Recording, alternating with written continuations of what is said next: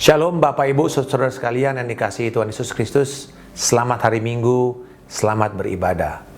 Pada hari ini saya bersyukur dan berterima kasih untuk Bapak Gembala Sidang yang memberikan kesempatan kepada saya untuk berkhotbah dan membagikan Injil untuk memperlengkapi setiap saudara pada hari ini.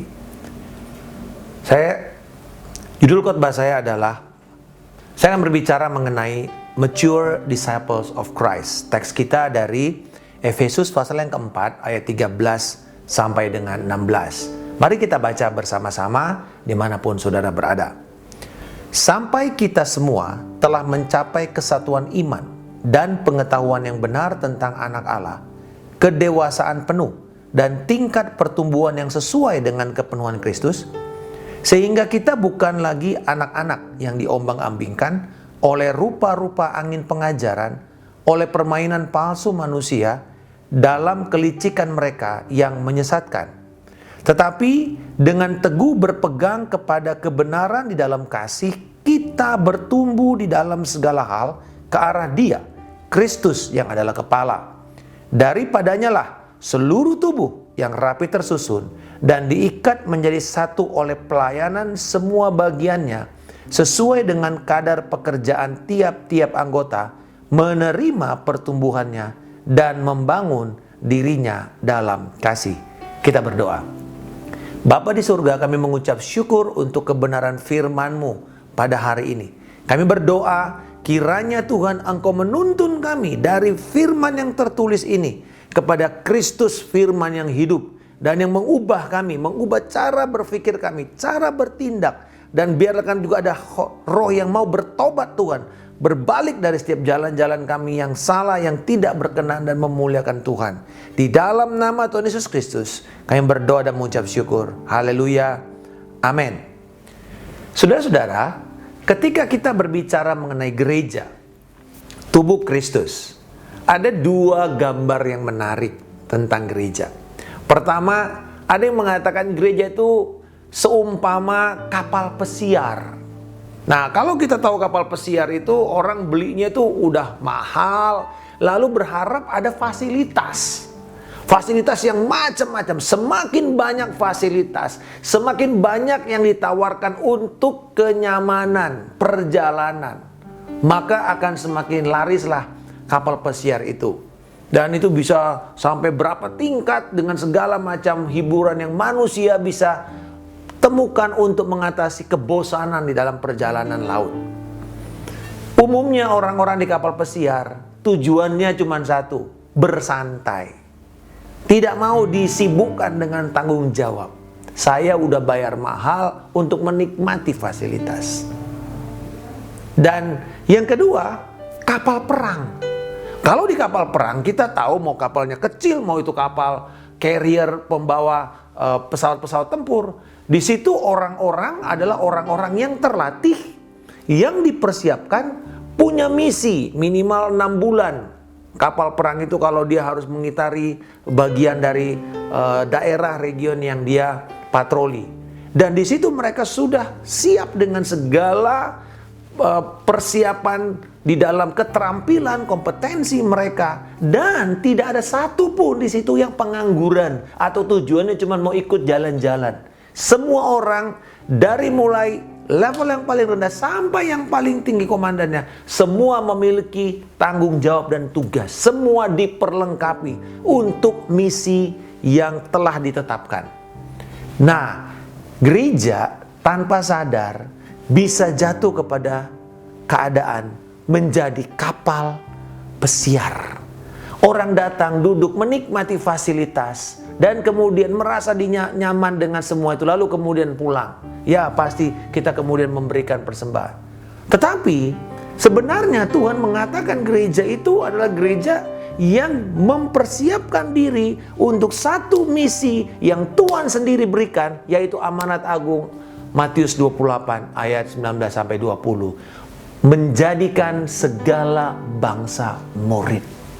Itu tujuan gereja, menjadikan segala bangsa murid.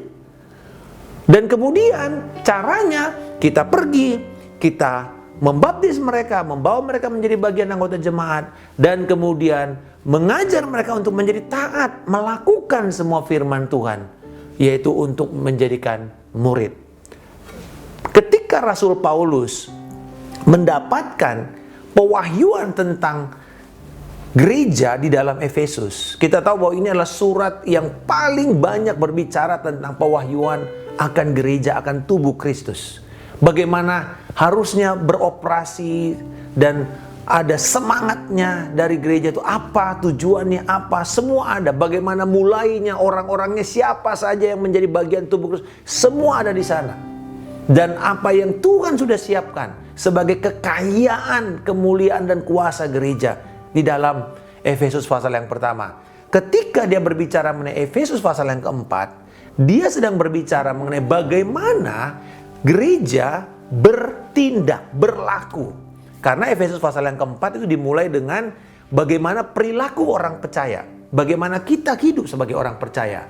Dan salah satunya bagaimana kita hidup sebagai anggota tubuh Kristus. Tetapi bukan yang kanak-kanak, menjadi anggota yang dewasa.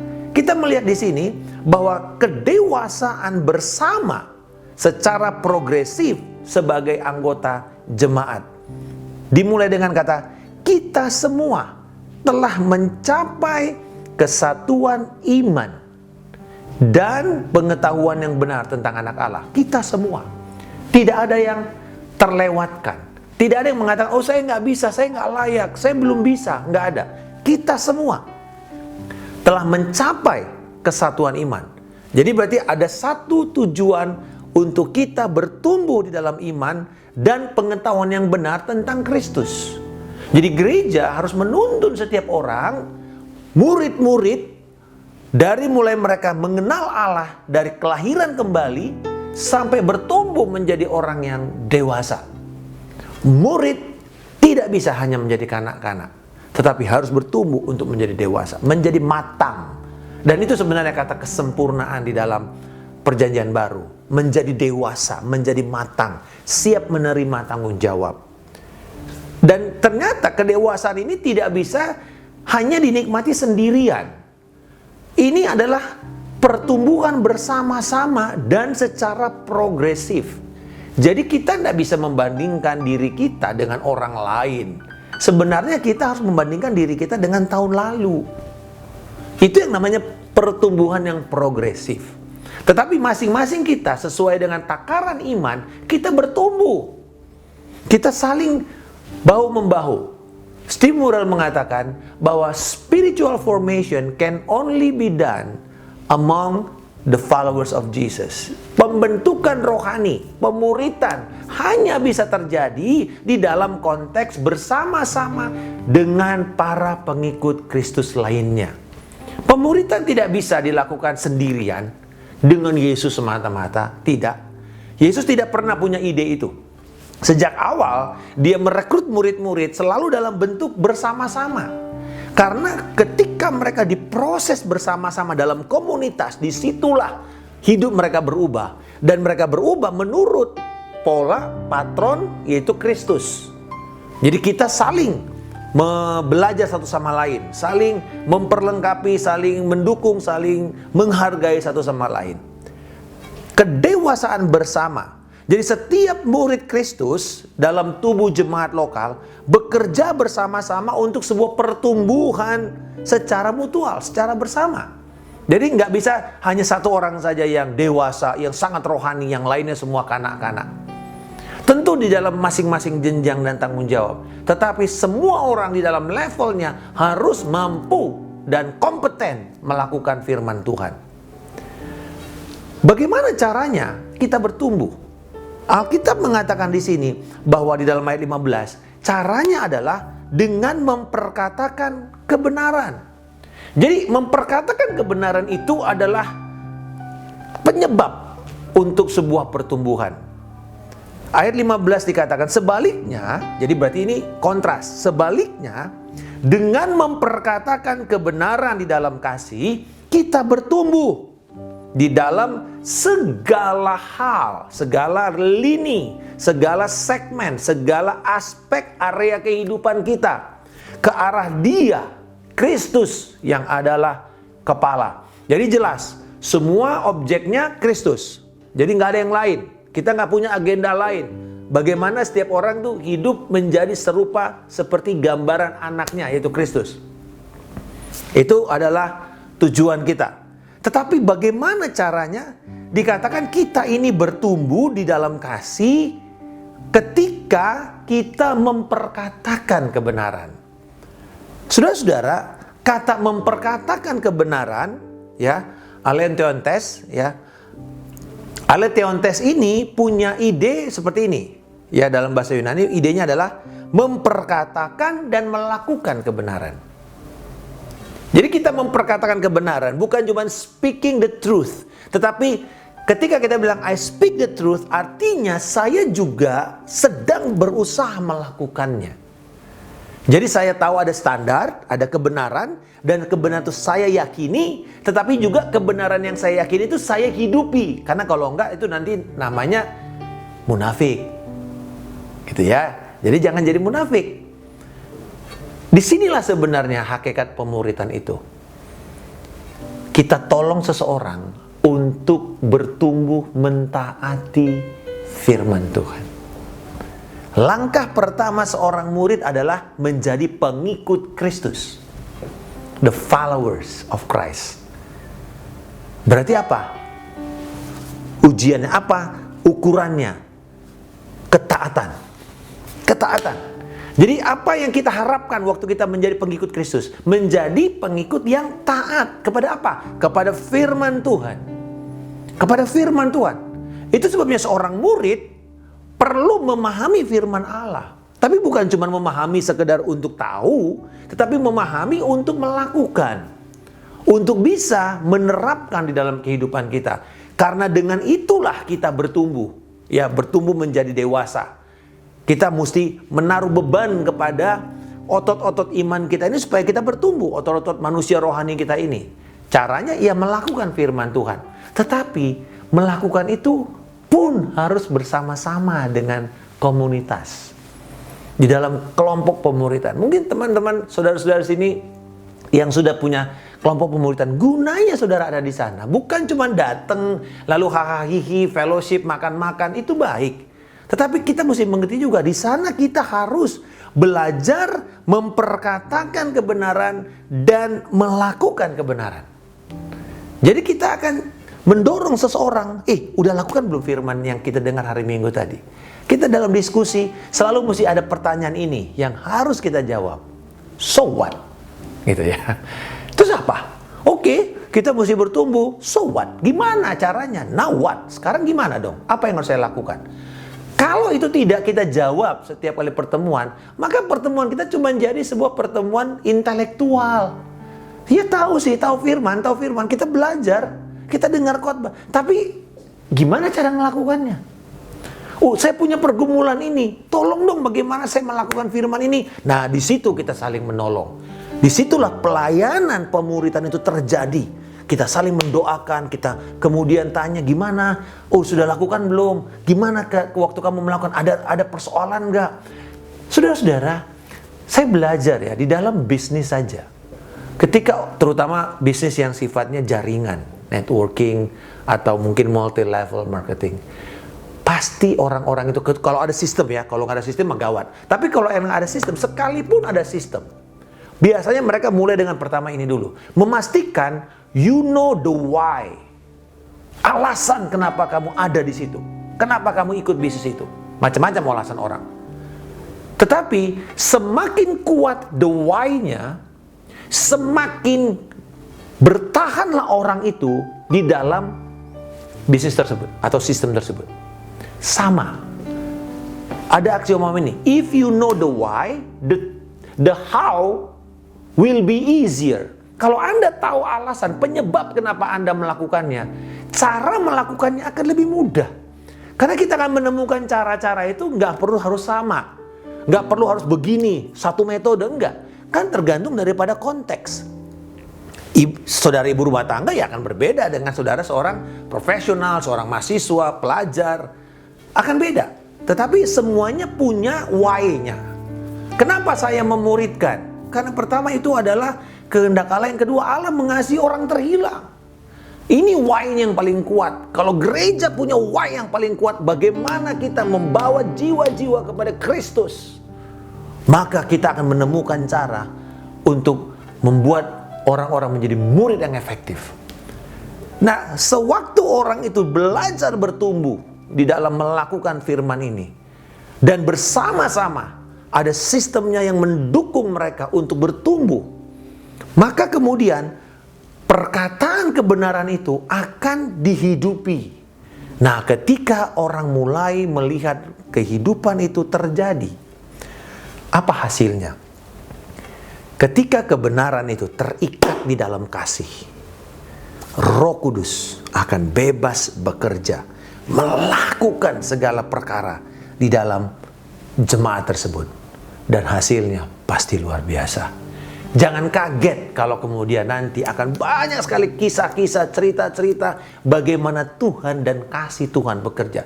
Tidak perlu harus spektakuler, tapi bagaimana Tuhan membuka kesempatan di pekerjaan, bagaimana satu kasus relasi yang tegang, mungkin konflik itu bisa selesai. Itu adalah sebuah pencapaian ketika kebenaran diterapkan di dalam hidup orang tersebut.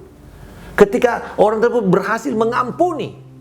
Kemarin ada satu orang wanita yang dia sharing sama istri saya dalam kelompok kecil, dan dia bilang, sekarang gimana caranya saya untuk deal dengan adik saya ini?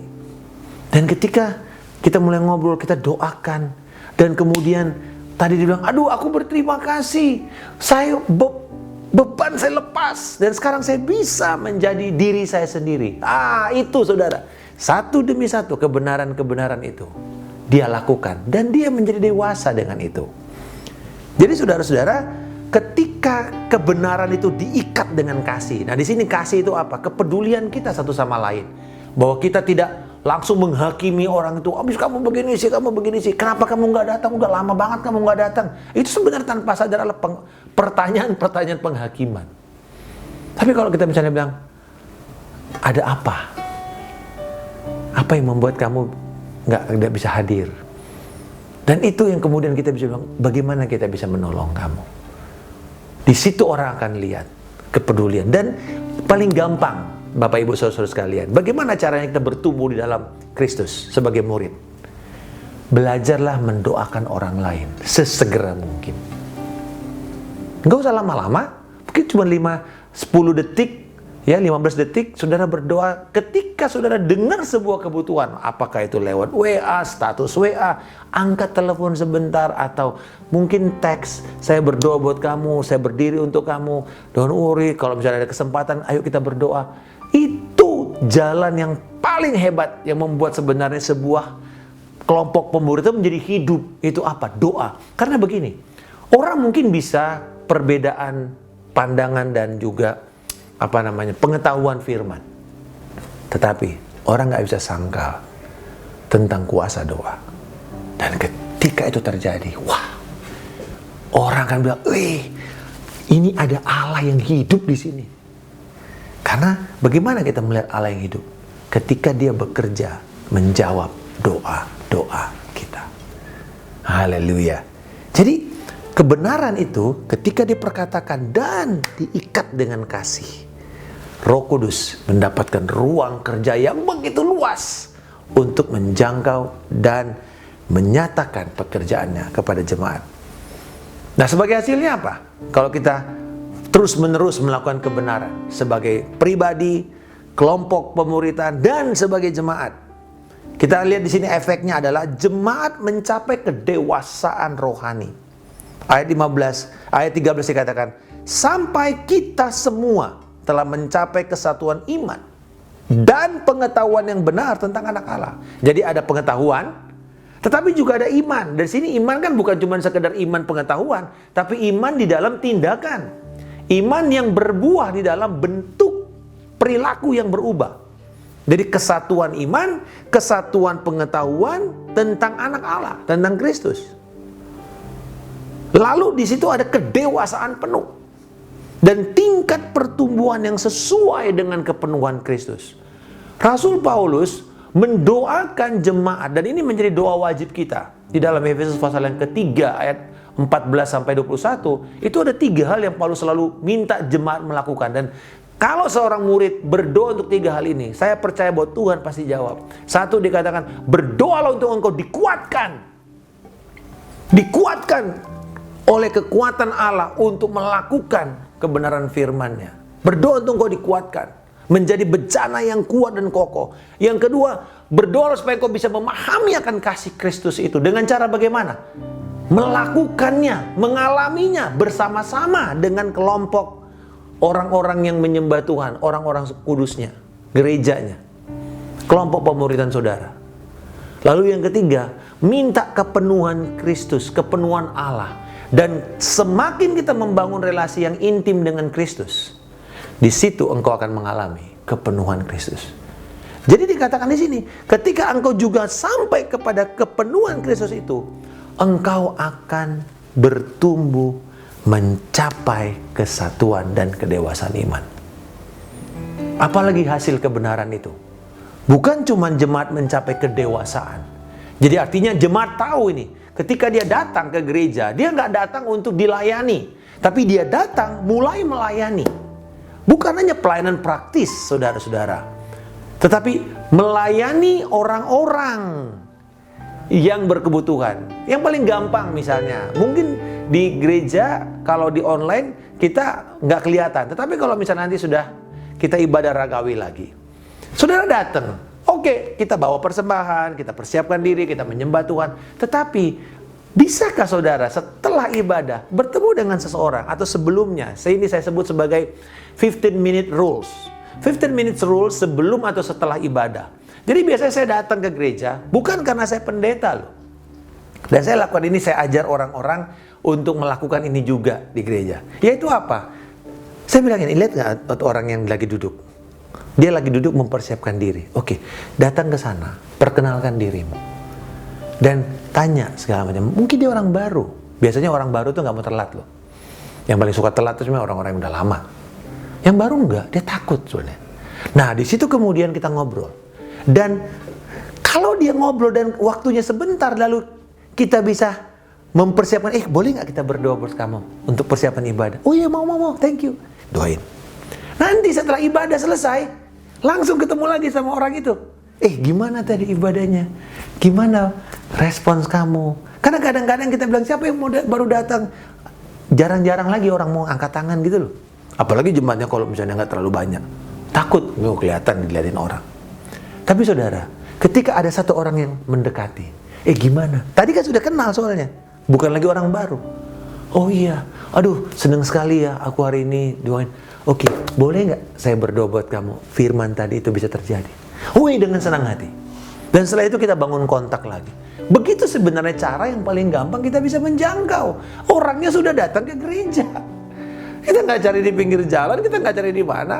Betul kita perlu lakukan itu. Tetapi saudara bayangkan bila kita punya kesepakatan dan kesepahaman yang sama untuk melihat orang-orang terhilang yang Tuhan tambahkan.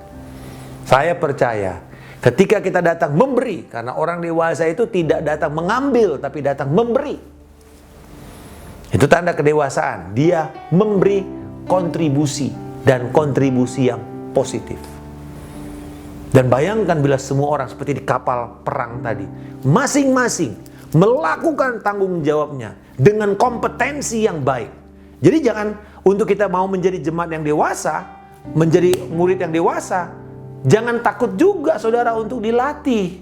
Karena pelatihan itu, perlengkapan, baik itu lewat kelas, baik itu lewat training, apapun caranya, tujuannya cuma satu, memperlengkapi saudara untuk menjadi kompeten sebagai murid Kristus.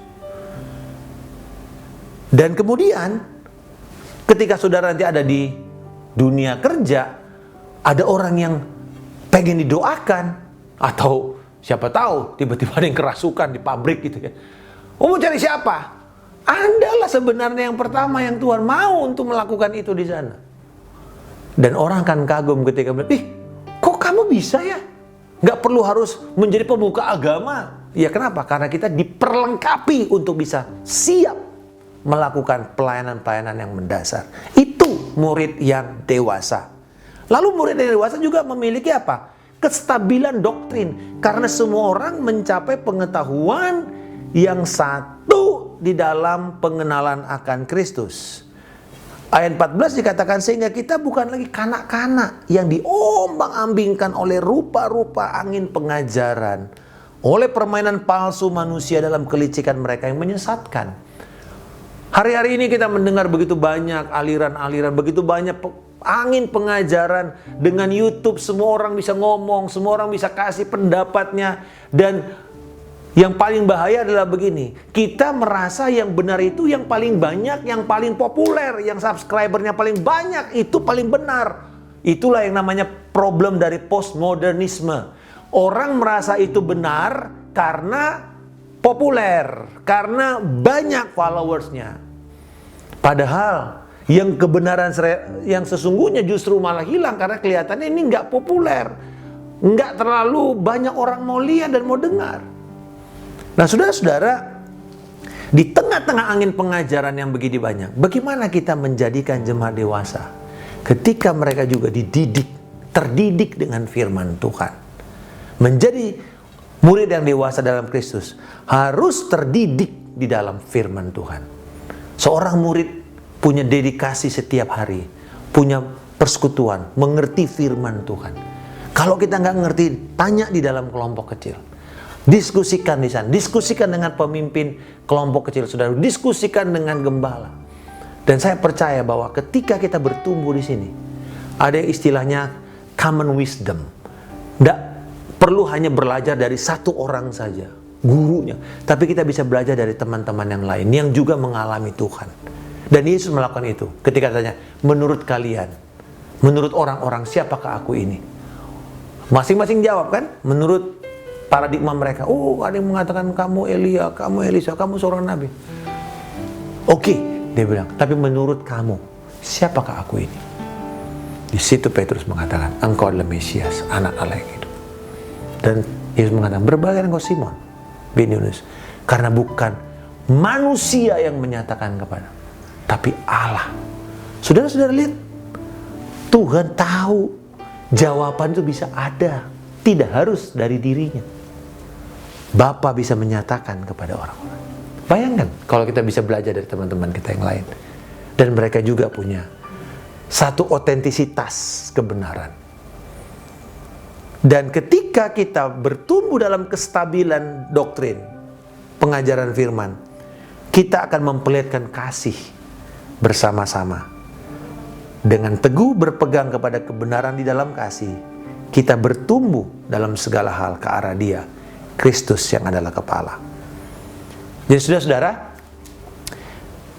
jemaat yang terdiri dari individu-individu yang bertanggung jawab, jemaat yang sehat, terdiri dari murid-murid yang bertanggung jawab, menyadari setiap hari ada tanggung jawab dia untuk membangun relasi dengan Tuhan. Ada tanggung jawab dia untuk berdoa, menyembah Tuhan, mempelajari firman. Ada tanggung jawab dia untuk dia pergi dan melayani orang, pergi dan membawa kabar baik di dalam kapasitasnya. Dan ketika semua ini berkumpul bersama-sama, menyembah dan menerima arahan, menerima panggilan yang didengungkan oleh pemimpin. Ketika mendengar khotbah. Jadi saudara bayangkan begini caranya jemaat menjadi dewasa, murid-murid dewasa. Bersama-sama para murid ini duduk mendengarkan firman dikhotbahkan. Lalu bersama-sama mereka duduk mendiskusikan dan kemudian berusaha menerapkan. Bersama-sama mereka menyaksikan satu sama lain melakukan firman Tuhan dan kemudian melihat hasilnya. Dan bersama-sama mereka saling mendoakan dan memberitakan kasih. Itu baru kita akan melihat gereja akan tumbuh menjadi dewasa. Kenapa? Karena orang-orangnya, tadi ada orang-orang yang bertanggung jawab. Daripadanya lah, ayat yang ke-16, seluruh tubuh yang rapi tersusun, diikat menjadi satu oleh pelayanan semua bagiannya. Sesuai dengan apa? Kadar pekerjaan tiap-tiap anggota. Maka tubuh itu akan bertumbuh Menerima pertumbuhan, membangun diri dalam kasih. Coba kita perhatikan di dalam struktur tubuh manusia, organisme. Ini tulang tangan ini, ya, tulang hasta. Lalu di sini kan tulang lengan juga. Nah, perhatikan, kalau ini tidak ada sendi, maka yang terjadi begini, kita nggak bisa melakukan fungsi kita. Kalau orang yang kena rematik, ketahuan karena sendinya yang kena. Sendi ini Alkitab mengatakan tadi mengikat, dan ini adalah pelayanan tubuh.